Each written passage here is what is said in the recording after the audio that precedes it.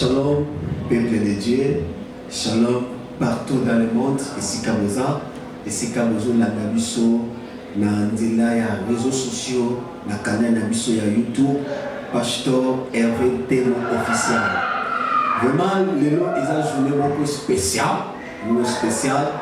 Tous les noms a invité Nabiso spécial. Oyo Aouti na Mboka Musika. Azaka na Brésil, mais Aouti na stade Mususu. Aza ensemble na Nabiso Awa. Pour tout ce sujet moko ya makasi est très important. Tel autre sur le lot est sur la délivrance. Parce que tu as délivrance, mais ils ont des détails belés dans le mot délivrance et sur battu la comparative. Il y a une émission de la vérité, c'est la parole. Mais tu as la makambo, nyoso, mokolo ya lelo. Invité la mission à se présenter à Luchiwapi, Komunainani, à Botabi Wapi, à Vandaka Wapi, donc il y a un prophète, na politique de prophète, et les prophètes, il y a un journal, bon dia prophète. Bon dia, Pasteur Hervé. Nous avons la parole pour l'opportunité de la émission. Si la vérité de la parole, Zaba Israël a pas bon. Moi, c'est le prophète béni, Fonani, Naza Congolais, dans Congo, mais Naza Arakata Brésil, nous avons la parole à Baxilo Ezangi. Amen. Glória a Deus, prophète. O profeta, hoje a gente queria falar tema que muitas pessoas fica confuso e sobre a libertação. Então, eu queria falar, o profeta poder nos dizer o que é a libertação. Porque eu sei que aquilo é o seu trabalho, que eu já vi lá no YouTube, o profeta está fazendo orações para as pessoas, está libertar as pessoas, entendeu? Então, a gente queria saber o que é a libertação. Amém, pastor, pela palavra que você está me falando comigo agora. E seja louvado pela palavra muito bonito. E como a libertação, eu queria falar sobre a definição da libertação. A libertação é um poder que, como dizer, um poder que mara a vida da gente, como a gente estava na prisão, não sabia que ele estava na prisão, mas ele precisa da libertação. A libertação é um poder que mara a vida da gente. Isso, um poder maravilhoso ajudou a gente. E profeta, como que a gente vamos saber que essa pessoa está amarrado, precisa de uma libertação? Amém. E a libertação tem bastante de várias coisas. E como vou dizer, porque a libertação não só uma palavra que a gente usa e precisa de libertação. Por exemplo, e a gente que como dizer, a gente não conhece Jesus, ele faz as coisas erradas, e a gente que trabalha como uma palavra a gente que usa, uma puta, uma mulher que faz um trabalho que não obedece a Deus, e o trabalho de bruxaria, como a gente é feiticeiro mesmo, macumbeiro, e a pessoa também precisamos de libertação. A libertação é uma palavra muito, é variação, porque, por exemplo, eu vou falar com você, tem bastante de pastor, tem que passar um momento também de libertação. E o pastor tem igreja, mas ele é vício de dinheiro, e o pastor também tem um vício do bastante de mulher, e variação da libertação que a gente que precisa. A libertação é um poder que mara a vida da gente. Como você volta na Bíblia, e a Bíblia dizendo no livro do Atos, capítulo 16, versículos quase 25, a Bíblia está ensinando o Paulo Silas um dia foi na missão para trabalhar na obra de Deus, se encontrou com uma mulher, aquela mulher ele estava, vida dele sempre, ele profetiza sobre a vida da gente, mas ele tem um espírito que chama do cobra para profetizar na vida da gente. Mas o Paulo, quando ele gritava, ele disse, esse espírito sai do corpo da gente. A família da pessoa lá foi procurar a polícia para prender o Paulo Silas. Paulo Silas entrou na cadeia, mas a Bíblia dizendo que quando começou a orava, um dia o porta da prisão abrindo, sair lá dentro. Aquele senhor precisava da libertação, porque Paulo disse, esse mulher tem um espírito de cobra sai da vida desse senhor. A Bíblia dizendo que aquela mulher ficou libertação, ele recebeu a libertação. E por isso nossa vida tem que ser a libertação, através da boca, através de todas as coisas que faz no mundo, precisamos de libertação. Isso aí, profeta, a nossa vida precisando de ser libertado. Então, e há outras palavras que hoje eu e a gente vamos fazer a misturação de línguas, francês, português, lingala, porque as pessoas que estão no YouTube vai ter mais facilidade de entender e compreender o que a gente está falando. Então, e estamos falando a libertação na forma de, como fala no francês, la délivrance. Estamos falando sobre la délivrance. Então, pastor, profeta, pode falar na tua experiência na vida profética, que no trabalho que o profeta faz na obra de Deus, o profeta já aconteceu que a profeta já fez muitas a libertação vivo, as pessoas estão gritando, porque eu já vi uma vez, já estava com você, fui pregar aí, você pregou muito bem e graças a Deus as pessoas foram libertadas. Então, na sua caminho do ministério profético, qual é a coisa mais forte que tocou no seu ministério? E as coisas fortes da minha vida, ou fica alegria quando a gente seja libertado. Porque a palavra de Deus disse, vai no mundo para pregar, para libertar o ouvido da gente. Mas não sei, pode falar uma língua lingala ou português? Pode falar, fica à vontade, lingala, português, francês, pode misturar. Amém, amém, délivrance, essa puissance, essa malambo que vous a délivrer. Parce que le loup dans le monde, ils ont battu belé, basé à Kokangama, vie d'abord qui est négocié, parce que basé à Kokangama. Tu veux qu'on ait ma famille, tu veux terminer bango, parce que tu veux qu'on soit tellement, tu veux qu'on ait la carte de délivrance, on te met le sorcellerie, Kindoki. Kindoki, c'est puissance moko, c'est traditionnelle, aux en Afrique, aux ont dominé ma vie à bateau, dans la porte, bakaga vie femme de nuit, mari de nuit. Mais la Bible, les autres exceptions là, Zambaye pour la délivrer mission. Ceux qui ont été dans la Bible, la Bible dit, bon qu'elle est dans le monde, beauté à bateau sur malade. Sauf dans le livre, il y a Luc chapitre 4, verset 18.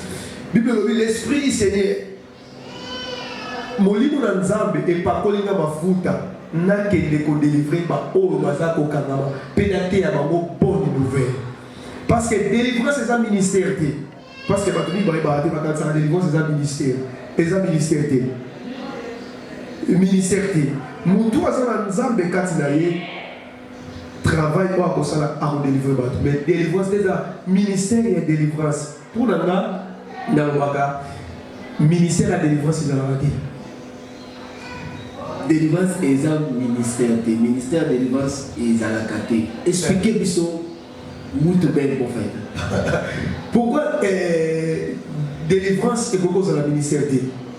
Parce que nous avons un ministre ensemble. Nous avons pas collé ma foute à pécher autorité. Azama nyo so koloba, nous avons délivré. Si vous avez dit que le pasteur a un ministère de délivrance, un pasteur a un ministère de délivrance. Ce que vous avez dit, quand vous avez dit travail comme ça. Bible zomba Jésus comme chose oté ya ezaki na mutumo komona azaki na kata cimetière fou de Gadara.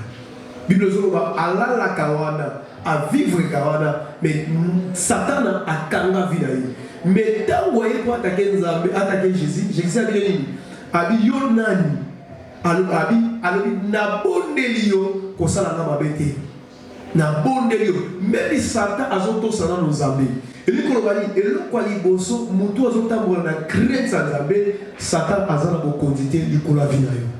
Est-ce que vous comprenez? Mutu azana Nzambe azana ministère nyonso tant Nzambe abengi aopeso ba capacité nyonso exactement que lobaki on azana ministère ya délivrance te. Parce que mutu te mutu akangola mutu akangola mutu Nzambe. Est-ce que vous comprenez là? Tous les prophètes comme si délivrance lokola bango commencer à délivrance non on va la télé là Nzambe nde mutu akangola mutu Bible lobi Nzambe lobi abi na tindi bino na mokili mobimba boke de côté bato boni nouvelle bobo de la pona bato pe bokangola bato obakabwa eliko lo bateke yonde mutu okangola Nzambe oyo azakati na yo yende mutu osala travail. Ok prophète Nzambe oyo azakati na yo yende mutu akosala travail. Papa on a dit pour moi c'est la sorcellerie. Comment je peux faire la sauver à boucharia la sorcellerie. Papa comment a-t-il mis message à l'obi prophète bon expliquer parce que ce qui n'a l'année na buto nazo lota ke nazo sala nazo sangana na mwana ya na sangana na mobali na buto na temps peut-être dans le quand on sentit la sensation dans les autres langues. En fait par là Ezanine. Merci pour le message Royo. Bien aimé sorcellerie au raison ezali une puissance moko traditionnelle. Ezali bonondo qui a bukoko au yabiso. Mais les lois bateau dans la poto ba France, Belgique, ba Brésil, le monde entier basa katebele kindoki kindoki zanakate. Mais les gens ils sont kindoki zanaka. Les lois via batoza au kangama parce que bandoki bazali. Kindoki za puissance ba bengi magie noire. Eza magie noire. Eza magie moko eza na limité eza na puissance ma capacité. Est-ce que vous comprenez? Qui sorcellerie eza puissance oyo uti na bukoko. Diamo ngana lobaka mutu alobi ke naza chef de famille. Soko la dele chef de famille aza ndoki akanga ba via batu pe akontola la libota. Kindoki ezali loko oyo ezosala ke batu bamona na moko nzambete. Femme de nuit, ton mari de nuit aya kandegeni. Il y a beaucoup de chrétiens basala nzambe bali kosala makabo benga ba masturbation. Azomi sepeli saye moko. Ozobe daye. Il esprit azanaye azosi baoke aya okota. Aya kanzela ona mari de nuit pe na femme de nuit baya kapela nzela ya basi o ya ndumba ozozwa parce que il y a beaucoup de personnes bazoni bala bango baanti la bango esprit. Il ozozwa ngo. Bible zoloba le salaire du péché c'est la mort. Tant que vous savez mabe, vous avez essayé ni liwana yo. Il y a beaucoup de d'autres bandoto mo bazo menacer et zappé na tata na yo ko botio akoko mabe mbali no butu. To mo sino yo ya butu mama na yo. Eza puissance o yo qui sorcellerie eza la bilo ko wana ezo sala ke bandoto na bandoto wana eza puissance ya kindoki o ya bokoko. Mais soki oza mutolo ta bandoto wana okene musika te. Et yaka ozolota babasi ya butu ozolota doka eyaka na film ya pornographie mutu atala na film ya porno mingi bafilm ya mabe babiloko wana ekapti mutu na yo etika na kati ya mutu na yo soki olali ya butu ebandoko ye na yo susu soki otala yango na batelefone lelo tozomona batelefone partout ote soza nango à partir ya batelefone ozotala yango ozosala masturbation yo moko ememaka mpe babiloko wana lobilobi obono zobota te lobi ba problème na foyer na yo lobi ba d'autres mabe et yaka partir est-ce que vous comprenez là vraiment au prophète falou muito bem e então eu queria saber o prophète tem algumas coisas as pessoas precisam ser esclarecidas entendeu então e quando uma pessoa está sentindo que ele durante a noite está sonhando que está ficando, está fazendo relação sexual com um homem. Então, e aquelas pessoas tá vendo aquele homem, ele tem consciência que conhece aquele homem. Talvez um membro da família, como a profeta acabou de falar, um membro da família, um parente da família, durante a noite ele está sonando com eles, está fazendo relação sexual com eles. Então, qual é o processo que aquela pessoa pode fazer para receber a libertação na vida dele? Por exemplo, porque ele poderia ameaçar aquela pessoa, ou ele ou ela pode fazer uma coisa para ser libertado. Sim, na verdade essas coisas, e quando a gente está sonhando, está fazendo uma sexo à noite, uma relação à noite, e você tem que levantar na vida da oração, é por isso que eu disse, a gente tem que parar de assistir um filme do pornografia e umas coisas no celular, e você tem que parar. Porque esse espírito entra também quando você anda assistir essas coisas.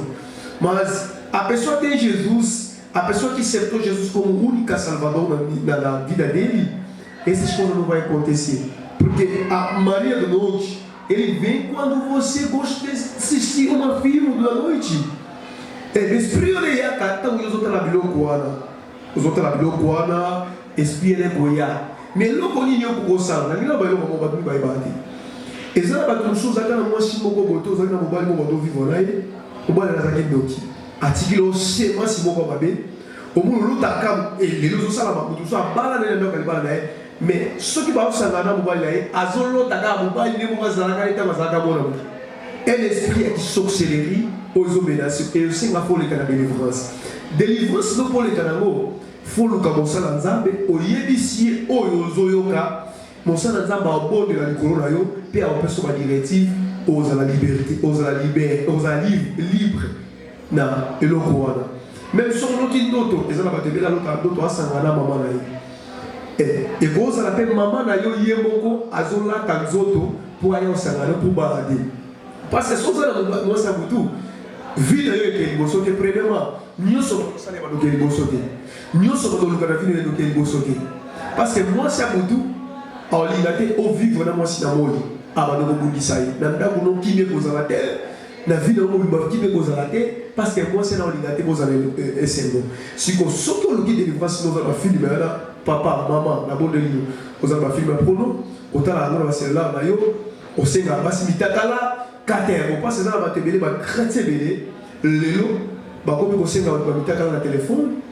akokosenga biloko moko boye mama tindelanga sexe no mpona azala lese papa sala biloko na yango ozomema oluka délivrance ya vi na yo okokobebisa foye na yo okokobebisa mpe vi na yo parce que nalingi aloba na motu moko na eloko paster alobi bible ezoloba biso ntango nzambe asalaki motu adam na eve apesaki bango biloko nyonso ezalaki la possession na bango mais moto aperdaki pouvoir à travers ya lisumu na jardin d'Eden.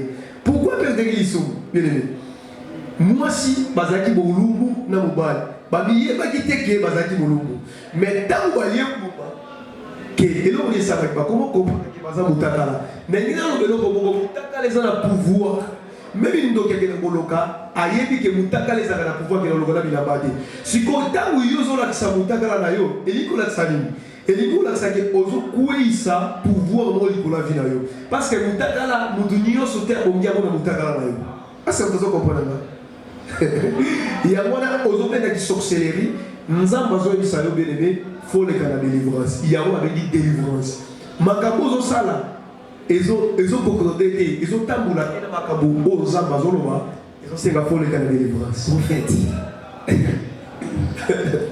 baprophète lelo baprophète bakesamuna baforma ya moko ya bien te hoje muitas pessoas falam mal dos profetas, entendeu? Falam mal dos profetas. Então, profeta ndeko aye para eu expliquer o que é a délivrance, expliquer o vivre na butu, negazo vivre a sentir bien te, ba mari de nuit, ba femme de nuit, surtout bana ndeko na biso abasi. Sikoyo balobini babi ke non ba prophète ba monde bakomi soki moto ayeba na ye tosele moko ayeba na mpona ka ya délivrance to ka ya prière omona prophète azolobaki no tiana sokola yo papa otoyeba eloko moko ya mutakala eza na pouvoir mutakala eza na pouvoir soki taotinda bavideo azokweyisa pouvoir wana comprendre donc ça veut dire azoperdre valeur na ye siko ntango moto ayeba prophète que notre prophète a dit qu'il faut na sokola il faut na sokola ni kaye pena kuza de il faut na ni kaye na mutaka la vraiment on senti serbe na bobango wana azu andimi après l'eau abimi na prophète ce prophète ce par là au moyen de sa mission parce que ba prophète ndé o ba baka merci pour la question oyo ba tsukobenga ba lobi bongo na ina pesa conseil moko pour la pasteur Logalobi. Nataki dans Genèse et l'Apocalypse, dans mon livre, c'est moi aussi. Nataki la Bible tout genou fraîchira lorsqu'ils parleront le nom de Jésus-Christ. Ce qu'on y a dit ça là, Bible Zoloba, na komwa Yesu mutunda kobika. Na monite mai batie wana mutaka kobika nango. Na monite loko nite batie wana pona mutaka kobika nango Mungu wa oto dini bakobika nango. Et loko zo fingi sa prophète. Parce que les gens ont appelé les Nzambé mais comme si un prophète. Et là, quand ils sont avant la 6 ans, on a prophète, pasteur Hervé.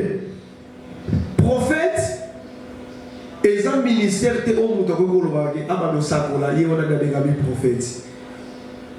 Ceux qui ont appelé les Nzambé, ils sont en Nzambé. Ils sont en bandit, pasteur et prophète. Ils sont en si, dans le Yéga, ils sont en Sakola, maman Bazoya. Yebi sangai naba na baso bakenda pa prophète basokola mo baza bazoba baba ndoki yo kelele basokola yo mutaka na za sacré passer a dit que dans besoin fona sokola yo faut boye botika mutaka yo tika yo c'est ko za zoba parce que bible lobi boko zoma boko na bible boko tsali kola ba be ba obika boko bonde la pe ba lobi pasteur te ba lobi mutu nyonso même frère même sœur soka bonde ko ba obika. Comment ça fait-il Yozo Mai, ba continuer qui cause on va dire qu'on nie quand va se colomber le mot tout. Et ça n'a qui citer le mot botutu. Et ça n'a mafuta mokote le mot botutu. Et ça n'a comboyé sur le mot botutu. Pour la prophète il monte avec le sokola yo. Et ça n'a kapo na yamba si on voyait pas dans le prophète ça dans la bible mo bininga awa na sexe na la besoin au sabela pour le mot. On s'appelle la police. C'est ça, il faut que la police. Papa, il faut que la police là-bas. Autant les gens qui s'appellent la police, c'est on a pas voiture. Parce que ça n'a pas servi à la criminelle. À une église, pourquoi ça passe? Parce que dans le monde des ténèbres, on va dire à une mission pour l'envoyer sa prophète, tout le monde s'en a mis au pasteur. Il y a un bagage à bon. Ce que le pasteur a mérité, a la vie de prière, bon, coucher là. Il y a un moment prophète, un prophète, fois dans l'esprit. Il y a aigle, puis dans l'esprit, sacerdoce. Pour enrichir les locaux. Mon doigt de table, on a créé ça, à cause de l'eau. C'est faux. Quand on a monté ça, ma belle macasse, c'est abomination. Comment on a bien dit? Ok, quand on a monté ça, ma belle, c'est abomination. Vraiment, elle toujours c'est la délivrance.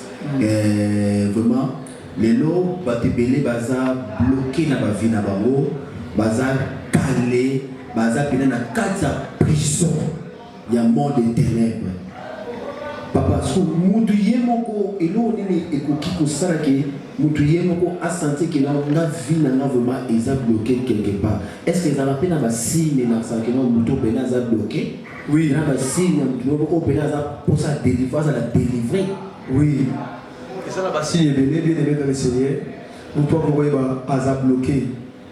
Et ça, misala, oluka misala, ozola musala te, okoza bloqué. Oluka, exemple lo mususu akabela mutumbo, mutona zwa mbongo na yavandela ngo na maloba. Ezala mutu mususu elamba na yekunga, babemo na ndako nganga. Ezala mwasi mususu bimana ye, bando bimana ye vino beba. Ezala libali mususu bimana ye, bando bimana vina yo etabula malamu te.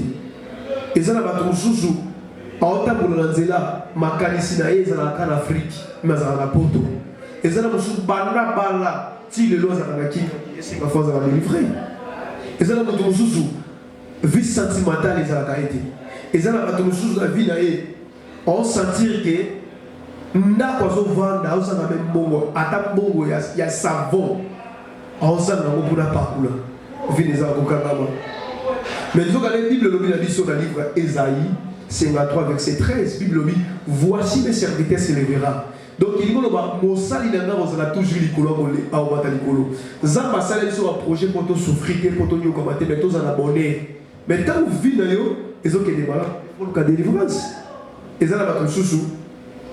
Azo Moussala Oyo, en l'expérience qui va mandar yembo, babengani Moussala. Parce que ça fait un mort qui manque, ils ont soutenu Moussala Zambé. Ils ont un pasteur Moussou. Ils ont un cas d'église, mais ma sœur n'y a pas comment est. Ils ont un cas de délivrance. Ils ont un pasteur Moussou Zotéa. Batou Bravo, la dette, il y a été à déranger, mais ce n'est pas bien dans la barre. Il faut un cas de délivrance. Ceux qui ont un cas de délivrance, ils ont sympathie. Tant que il y a un cas de délivrance. Papa, tout ce qui est parti aujourd'hui qui ont ezan na basali mususu ce que les autres bazo boya teya bazo boya teya yipe sengele à le cap de délivrance. En fait, est-ce que ma pasteur peut nous faire pour ça la délivrance? Oui, ma pasteur a bien fait la délivrer, basé belé fait la délivrer. Par rapport à quoi? Parce que ils ont ma pasteur rebellé makambo ba sala lelo o nous avons regardé. Toutes les nations, tous les pays, ils ont dit que ma pasteur, pourquoi? Parce que ma pasteur, ils ont dit que on va faire ça. Pasteur, ils ont dit dans l'église pour la pasteur, ils ont dit que les pasteurs, pasteur, ils ont comment pasteur, ils ont dit que les gars, il faut pas les gars prophétique. Consigne prophétique, ils ont raté. Nous avons dit consigne prophétique pour la nuit. Les gens, pasteur, bozo bunda, bozo la nuit. Moussala Nzamba benga biso poto wela bokonzi na ye. Tote ya bato bonne nouvelle, mais biso tozo wela bandidi. Pourquoi? Tozo wela mbongo pourquoi? Tozo wela ba succès pourquoi? Les noms va passer rebelle ba simba kisi pourquoi? Alingi amanda ko sakola. Alingi amanda ko sa miracle. Alingi amanda ko sa ba bébé. Le tozo mo va passer ba biso mbongo na kati ba sapato. Tozo mo va passer ba so ba miracle mbongo o eza dignité. Et c'est la foi de la délivrance. Les deux hommes mais ma prophète au bazoloba ils ont talent qu'il faut les cas de délivrance. Ok papa, oui ma pasteur est belé et c'est les cas de délivrance. Est-ce que en tant que prophète, est-ce que ils ont un indice ou il y a un pasteur et c'est les cas de délivrance? Oui, ils ont belé. Ben dit c'est allé. Des exemple. Oui, ils ont un pasteur Moussou. Azowela qui leadership alika yazala ezala pasteur musu azosaba miracle moko ba miracle les autres santé qu'ils a examé azosala ba bloko moko ba kantation moko komisa bongo kosala bloko moko boy ba bisi makambo bazosala bazo pratiquer dans la carte de l'église les autres ça fait les cas de délivrance. Ça va, si je comprends bien c'est que au délivrance Israël. Oui, Israël mutsinga les cas de délivrance. Oui. Ok, c'est bon pour le prophète. Toujours comme la prophète, c'est maintenant qu'il est malé, mais la soukaya émission la mission. Vraiment, prophète, tout le bien qui n'a mot autour de nous pour la délivrance. Prophète, délivrance. Et l'eau qu'on est et la sakina, mouto a pour la délivrer, mais nécessairement mouto venant à Zali délivrer. Et pourquoi Moutou est ségré à la délivrer? Amen, bien-aimé. Bible est cette chose-là. Ezalaki na Moutou, comme on a eu, Ezalaki, comme on a eu, Ezalaki Zaché. Zaché, Azaki, Moutou, Azaki na Mombébélé. Mais Zaché a eu qui nous a aidé. Bible est Kolomoko pour aller comme Bang. Jésus a dit que les caoutis vers Jéricho, Azo passe à Rwanda. Bakouté dans Zaché, Zaché Azaki a besoin de Zambé, à mon Yesu. Mais Azaki n'a pas coupé comme on est passé à des fois Azaki me pousser. Mais Bible Zoloba, tant qu'on va dire à Zété, pour avoir Jésus, à l'obédaïe, il y a l'élo, Zaché dans Zalanda pour nous. Bible Zoloba, tant que Zaché a yabi Jésus, à l'obédaïe, l'oko na yiba batu, on a botola, si on a botola qui monte moko, nous en sommes combien? Mibali, parce que Zaki délivré, parce que Yamaki Yesu. Moutou quoi ça l'a délivré, ce qu'Azaki n'a vu à Masumu. A aussi qu'avoir changé. mutu pas à la délivrer so qui ndo kazaki nango anti kango en asuma qui dokité mutu so la vie à masumu e ba chéri belé via le koso ya mbongo via makaba mabebele so qui nzamba bukié ba bile bongo bongo mutu azana nzambe aza brisé bile bongo baka ya bela sake mutu aza délivré. Ok, bilingo et moi parce que Jésus a continué à délivrer, donc à vraiment brisé. Vraiment béni, gloire à Dieu. Nzamba Pambola, monsieur prophète Nzamba Pambola yo. Nanya qui peut sa canal na yo ya YouTube, ya réseaux sociaux, Facebook, Instagram, YouTube pour la bandeko. Basa na facilité pour la prophète dans les réseaux sociaux, dans les émissions, mais il que prophète béni à un homme de Dieu que Dieu utilise puissamment. Amen. Bénédicte, que Dieu vous bénisse partout dans le monde. Et quand on a YouTube, les amis, Fouana TV, Fouana TV, on a la lettre F U A N I N A TV. Dans Facebook, il y a comment prophète béni Fouana. Sur le goût du canal, on a les amis. Code d'habitude, c'est 49, on a précisé 0049 98 039 et 620. On a au Zouangai, nous avons à Pambola Bino, ce que les gars ont délivré, ils ont voté pasteur de la délivrance. Mais ils ont quand même délivré tout. Nous avons constaté prophétie et Kabola Kamoudouté. Mais la parole de Dieu, il y a beaucoup de Kabola Kamoudouté. Amen. Gloire à Dieu. Le prophète Akabo disait que o pastor não liberta. Pastor não liberta as pessoas. Somente Deus, Jesus Cristo, Ele que liberta a vida das pessoas. Bem-aimé, vraiment merci, mes prophètes. Merci pour le bon citat. Pour la bataille de mission, toujours aussi ça vraiment émission. Même que deuxième partie nous attendons pour te compter les choses la profondeur. Il y a sujet aussi la délivrance parce que la délivrance est un sujet beaucoup est vaste et ça n'est ma case. Mais tu vas nous dire point sur le point tu vas colomber là. Moni batebele bakazala il faut qu'à bandiri basa la délivrance ça ne va passer pour s'appeler délivrance. Non, regardez. C'est là que pasteur nous a délivré. Mais ça passe à la goule par prophète. Donc, on se rend compte que la mission on ne sera jamais pasteur pour la rose à la paix délivrée. Ça mais à le coup bénévé, nous avons pas pour la mission. Tout mon ami, Nicolas et Zoya n'a pas invité la mission.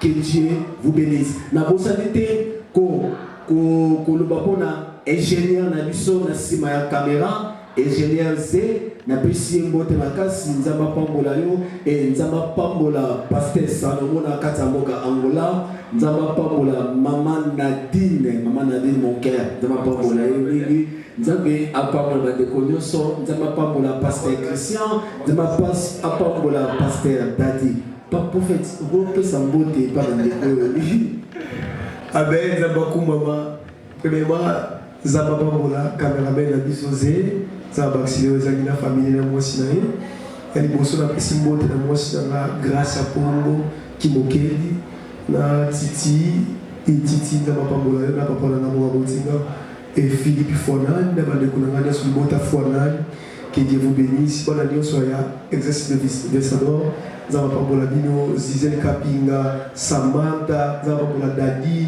Miterandilu za papa Mola bande kuna so terme José ça va pas pour la vidéo nous avons pour la base belé que Dieu vous bénisse ça va pas pour la Lydia ça va pas pour la vidéo ça va pas pour la Batutu ça va pas pour la Mitterrandilou Nathan et pas pour la Alexis ça va pas pour la belé ya de pour la vidéo manzambe apa pour la belé to kosalete Mandela pe Sokoto ça va pas pour la tokosalite bandeko baza na États-Unis nzambe apambola bino tokosalite bandeko baza na Canada vraiment nzambe apambola bino pourquoi pas bandeko baza na Europe pe bandeko baza na Afrique nzambe apambola biso nyonso ciao